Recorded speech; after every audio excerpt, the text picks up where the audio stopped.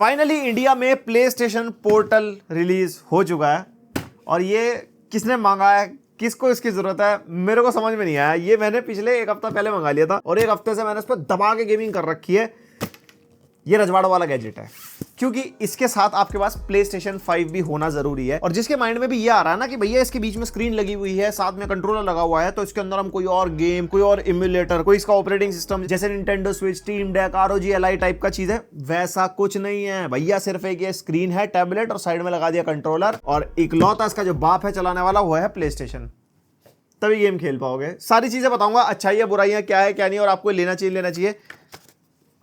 डब्बा खोल लेते हैं। यहाँ पे टिपिकल वैसे ही सोनी PlayStation का डब्बा मिल जाएगा, ब्लू एंड व्हाइट का कॉम्बिनेशन, वही हमने पीछे ब्लू का रखा है। और यहाँ पे कुछ ऐसा डब्बा अंदर से निकलेगा, मतलब एक बड़ा डब्बा फिर छोटा डब्बा, इसके ऊपर PlayStation बना हुआ है। और ये आ जाएगी हमारी डिवाइस सबसे पहले, और ये मैं ऑलरेडी खोल चुका था। ये सभी पन्नी इस टाइप की है एंड आपको दिखाना था भाई कैसे आता है क्या आता है। और बहुत बड़ी डिवाइस है भाई, आप देख सकते हो कितना अच्छा खासा, मतलब 8 इंचेस की डिस्प्ले लगा रखी है, फिर कंट्रोलर भी है, कैरी करने में बहुत दिक्कत आती है। उसके अलावा यहाँ पे नीचे हमारे को एक पुस्तक मिल जाएगी एंड यहाँ पे जो ये वाला हिसाब किताब है, इसके अंदर हमारे को मिलेगी एक Type-C to Type-C cable. Power adapter तक नहीं दिया इन्होंने डब्बे के अंदर, कि कह रहे कि भैया खुद चला लेना, खुद ही चार्ज कर लेना, देख लो जो भी करना जैसे भी। और जैसे कि मैं कह रहा था, इतनी बड़ी डिवाइस है, कोई कैरिंग केस भी नहीं है इसके साथ, तो आप जैसे बैग वैग में रखोगे तो इसकी स्क्रीन डैमेज होने के पूरे चांसेस हो सकते हैं, कुछ लग जाए तो। और जो इसकी जॉयस्टिक्स हैं वो भी इधर उधर फंस के टूटने के पूरे चांसेस है। तो आपको कैरी करने के लिए या तो पूरा का पूरा एक सेपरेट कंपार्टमेंट में डालना पड़ेगा, या फिर आपको इसका कोई कैरिंग केस लेना पड़ेगा, या जो भी आपको किसी चीज में लपेट के ले जाना है।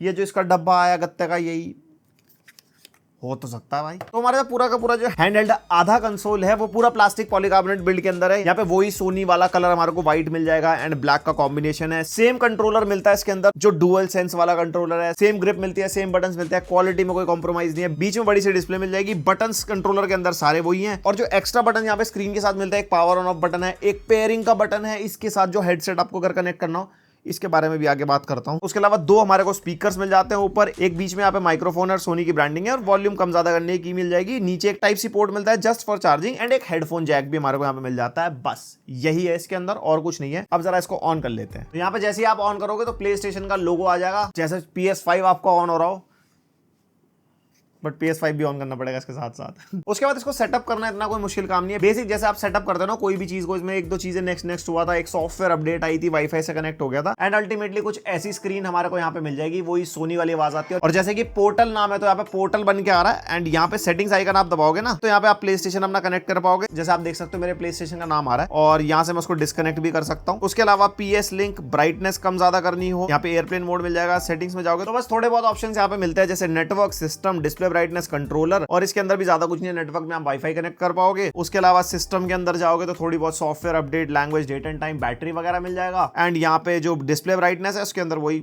ऑब्वियसली बात है, ब्राइटनेस एंड डिस्प्ले। और कंट्रोलर में जाओगे तो वाइब्रेशन इंटेंसिटी और ट्रिगर का जो इफेक्ट है, जो डुअल सेंस का मेनली हमारा हाईलाइटिंग पार्ट है, वो इसके अंदर प्रॉपर्ली चलता है रिमोटली। ये रिमोट प्ले वाला ही सिस्टम है, सारा कुछ बताता हूं आगे। बस इसके यूआई के अंदर सिर्फ यही चीजें हैं भाई, और कुछ भी दे सकते थे। अगर एक यूआई बन ही गया था तो मल्टीमीडिया की ऐप दे सकते थे, जैसे कि मैंने इस पे PS5 अपना कनेक्ट किया, और यूट्यूब या हम कोई भी OTT ऐप वगैरह खोलने की कोशिश करते हैं, भाई ये मना कर देता है कि रिमोट प्ले पे वो अलाउड ही नहीं है। तो यहाँ पे डिवाइस हमने इतनी बड़ी ली तो कह रहे हैं भैया सिर्फ गेम खेलो, और कुछ आपको करने की कोई जरूरत नहीं, आपकी जिंदगी में और कुछ नहीं होना चाहिए, सिर्फ गेम होनी चाहिए। इसलिए 19,000 रुपये खर्चे हमें। ऊपर से कोई और एप्लीकेशन वगैरह आपको खुद से अगर डालने का मन है वो भी हम कुछ नहीं डाल सकते, बिल्कुल एकदम क्लोज्ड एनवायरनमेंट वाला यूआई है इसका। एंड उसके बाद आती है भाई डिस्प्ले, जो इसका हाईलाइटिंग पार्ट है मेरे को अच्छी लगी। 8 इंचेस की 1080p वाली 60 हर्ट्ज की IPS डिस्प्ले मिलती है हमारे को इसके अंदर। एंड यहाँ पे 1080p 60 हर्ट्ज की इसलिए क्योंकि हमारा जो PS5 है उस पर स्ट्रीम हो रहा होता है ना रिमोटली, तो वहाँ पे ज्यादा रेजोल्यूशन होगा, तो डेफिनेटली फिर आपको बफर देखने को मिलेगा और बिट रेट एकदम से कम हो जाता है, जो भी चीजें। एंड कलर गैमेट और ब्राइटनेस के बारे में ब्रांड ने कहीं से कहीं तक कोई इन्फॉर्मेशन नहीं दी। मेरे को जितना चला के महसूस हुआ इसके अंदर 400 या 450 निट्स के आसपास तक की ब्राइटनेस है। एंड यहाँ पे कलर गैमेट भी 100% sRGB वाली फील देता है। अब आप कहोगे भैया आपके पास तो डिवाइस आप टेस्ट कर सकते हो, इसकी डिस्प्ले में हम कोई और सॉफ्टवेयर चला पाए या कहीं से कुछ पीसी की मिररिंग दे पाए, क्योंकि वो सॉफ्टवेयर के थ्रू चलता है, तो हम वो भी नहीं कर सकते इसके अंदर। तो ये अंदाजे से मैं आपको बता सकता हूँ। देन बात करते हैं ऑडियो की। 2 स्पीकर्स मिलते हैं, स्टीरियो वाला हिसाब किताब है, लेफ्ट राइट पता लगते हैं, एंड अच्छे स्पीकर्स है। वॉटेज वगैरह इन्होंने मेंशन नहीं करी, बट ये कह सकता हूँ कि जैसे अच्छी खासी लाउड आवाज होती है ना एक स्मार्टफोन से, अगर आप सुनते हो उससे थोड़ा सा ऊपर का एक्सपीरियंस आपको मिलेगा। मतलब अगर आप इस पे गेमिंग कर रहे हो तो आपको आवाज के अंदर ऐसी कोई दिक्कत नहीं होगी। उसके अलावा आप हेडफोन लगाना चाहो वो लगा सकते हो। एंड ऑडियो की बात चल रही है भैया, हेडफोन आप कोई भी ब्लूटूथ वाला या कोई TWS कुछ नहीं कनेक्ट कर सकते। सोनी वाले कह रहे हमारा ही हेडफोन लेना पड़ेगा या हमारे TWS लेने पड़ेंगे और वही इससे पेयर होंगे। जो मैं दिखा रहा था ना हेडफोन पेयरिंग वाला बटन है कुछ है, वो सोनी के जो प्ले स्टेशन वाले स्पेसिफिक हेडफोन और TWS है उनके साथ ही चलेगा, उसके अलावा किसी के साथ नहीं। वाह, 19,000 खर्चने के बाद ये भी। लेकिन हाँ 3.5mm जैक में तो आप कुछ भी लगा सकते हो, जैसे आप इसके कंट्रोलर में लगा लेते हो ना, सेम वही सीन है। अब ये पोर्टेबल चीज है तो बैटरी बैकअप बहुत मैटर करता है। बैटरी बैकअप में डिसअपॉइंट नहीं करता, mAh की कोई इन्फॉर्मेशन नहीं है, लेकिन यहाँ पे मैंने फुल स्क्रीन ब्राइटनेस पे फुल इसके स्पीकर की वॉल्यूम पे लगातार गेम खेल के देखी, 5 आवर्स का स्ट्रेट बैटरी बैकअप ये निकाल के दे गया। अब ब्राइटनेस थोड़ी सी आप कम कर लो या हेडफोन आप यूज करोगे तो डेफिनेटली बैटरी बैकअप आपको ज्यादा मिलेगा। मैक्सिमम टू मैक्सिमम 9 आवर्स तक का बैकअप आप इससे निकाल सकते हो। और डब्बे में इसके कोई चार्जर नहीं है, लेकिन ये 15 वॉट की चार्जिंग सपोर्ट करता है। हमने चार्जर लगाया था तो maximum 15 what he power draw कर रहा था। अप्रोक्सीमेटली 3 आवर्स इसको लगता है फुल चार्ज होने में। मतलब शुरू में तो थोड़ा तेज चार्ज होता है, बाद में बहुत ज्यादा स्लो हो जाता है। तो ओवरऑल बैटरी बैकअप में कोई ऐसा दिक्कत नहीं है, बट डब्बे में चार्जर देना चाहिए था भाई। 19,000 का है ये, गलत बात। एक 15 वॉट का चार्जर आता है कितने का है। एंड अल्टीमेटली अब बात कर लेते हैं गेमिंग एक्सपीरियंस की, जो मैंने इसको रगड़ा बढ़िया दबा के। मैं प्रेजेंटली एल्डन रिंग खेल रहा हूं और एल्डन रिंग खेलने में मेरे को ऐसा कोई दिक्कत आई भी नहीं और थोड़ी बहुत आई भी, वो इंटरनेट की वजह से है। क्योंकि इसके अंदर जो रिकमेंडेड इंटरनेट स्पीड है ना, वो सोनी ने बोली है 15 Mbps होनी चाहिए या मिनिमम 5 Mbps पे भी आप चला सकते हो। लेकिन वही बात है, मेरे पास जियो का वाईफाई लगा हुआ है घर पे भी और ऑफिस में भी। तो मैं घर पे अपना PS5 ऑन करके आ गया था और ऑफिस में मैं इस पे खेल रहा था और बीच में मेरे गेम का रेजोल्यूशन बिल्कुल गिर जा रहा था। जैसे 480p पे नहीं चल जाती वीडियो इतनी बड़ी स्क्रीन के अंदर, वैसी पिक्सेलेटेड सी, फिर उसको थोड़ा टाइम लगता है, वो ठीक हो जाता है। समटाइम्स तो भाई ये डिस्कनेक्ट ही हो जाता है PS5 से चलते चलते, और कभी कभी ग्लोब बन के आता है साइड में कि भैया इंटरनेट कनेक्शन आपका वीक है और गेम एकदम शटर लैग होने लगती है। और जो फ्रॉम सॉफ्टवेयर के गेम खेलते हैं, डार्क सोल्स, एल्डन रिंग वगैरह, तो मैं बताऊं उस गेम के अंदर पॉज नहीं होता। और सोचो आपकी कोई फाइट चल रही है, बॉस फाइट चल रही है और ये सब हो जाए, तो वहां पे मेरे साथ बहुत बार दिक्कत हुई है।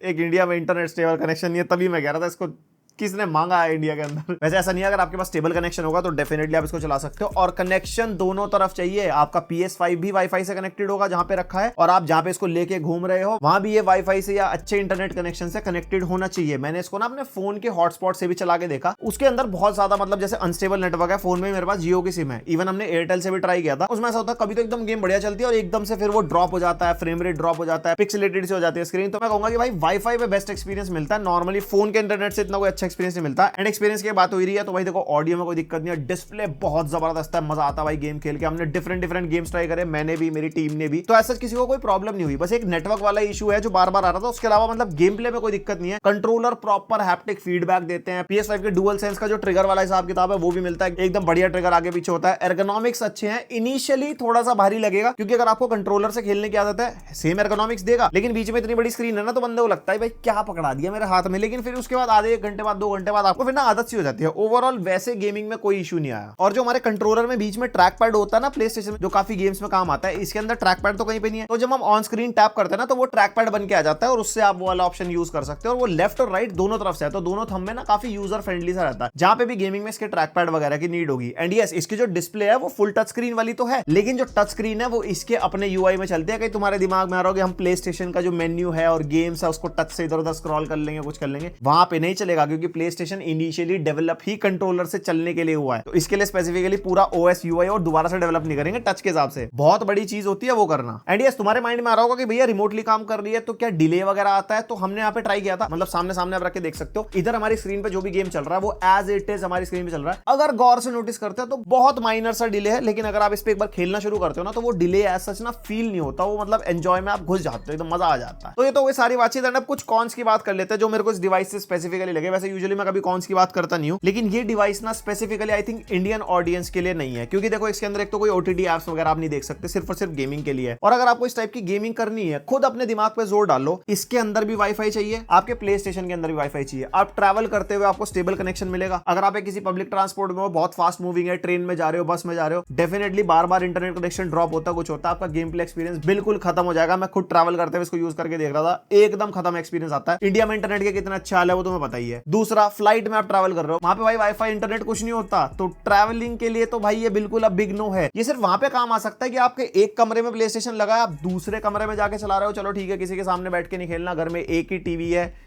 वैसे 20,000 का तो एक और टीवी आ जाता घर में, किसी और कमरे में लगवाना हो तो, मतलब सस्ते वाला टीवी। और या फिर आप अपने ही शहर में थोड़ा बहुत ट्रैवल कर रहे हो या किसी एक होटल में बैठे हो और घर में आपने फोन कर दिया कि भाई जरा PS5 ऑन कर देना, आप वहां पे खेल रहे हो, बस उसी तरीके से आप खेल पाओगे। प्रॉपर ट्रैवलिंग वाली एक्सेसरी मैं इसको नहीं कह सकता। और एक मेन चीज, आपका PlayStation 5 रेस्ट मोड पे होना चाहिए, तभी आप इसमें एक्सेस कर पाओगे। मान लो आपने PlayStation 5 अपना ऑफ ही कर दिया तो आपको किसी को बोलना पड़ेगा उसको ऑन करने के लिए। अगर वो रेस्ट मोड पे भी होता है तब भी इससे भाई वो 99% टाइम्स ऑन ही नहीं होता। हमारे को अपने फोन में PS ऐप में जाके एक जो प्ले ऑन कंसोल वाला ऑप्शन मिलता है ना, जिसके पास PlayStation होगा समझ गए होंगे, वहां से हमारा PS5 ऑन होता है, तब जाके इससे कनेक्ट होता है। तो सोचो ये भी यूज करना पड़ रहा है, ये भी यूज करना पड़ रहा है। और जब ये यूज करना पड़ रहा है अल्टीमेटली इससे कनेक्ट करने के लिए, तो हम PS रिमोट प्ले ऐप को भी यूज कर सकते हैं। अभी कुछ टाइम पहले तक PS रिमोट प्ले ऐप ना सिंगल नेटवर्क पे काम करती थी, मतलब जिस नेटवर्क पे आपका PlayStation कनेक्टेड है उसी नेटवर्क पे फोन कनेक्टेड होना चाहिए। तो आप रिमोटली अपने फोन पे ही PS ऐप के थ्रू गेम खेल सकते हो, कंट्रोलर फोन से कनेक्ट करके। और कंट्रोलर के लिए क्लैंप भी आता है, आप फोन उसमें अटका के बढ़िया ये वाला हिसाब किताब बना सकते हो। हाँ बस 8 इंचेस की स्क्रीन नहीं बन पाएगी, हैप्टिक्स वगैरह वैसे नहीं मिल पाएंगे, बट स्टिल आप खेल तो सकते हो ना उस चीज को। तो जब वो यहाँ पे हो सकती है एक छोटा कॉम्प्रोमाइज करके, अगर हमारे को कभी कभार गेम खेलना ही है, क्योंकि ये फुल फ्लेजेड सॉल्यूशन नहीं है कि हाँ आप PS5 छोड़ के तो बस आप बस इसी में गेमिंग कर लोगे, वो PS5 वाला एक्सपीरियंस इसके अंदर नहीं होगा।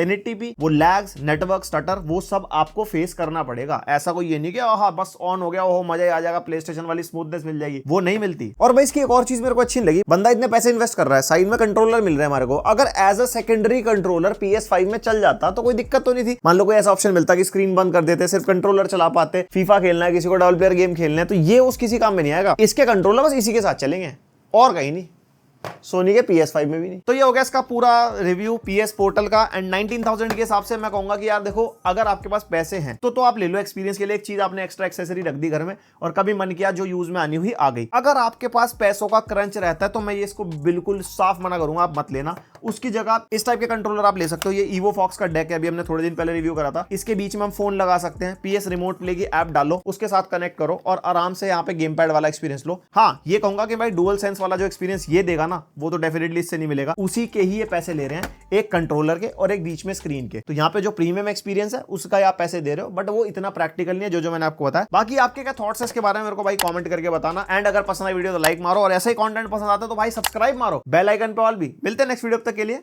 बाय।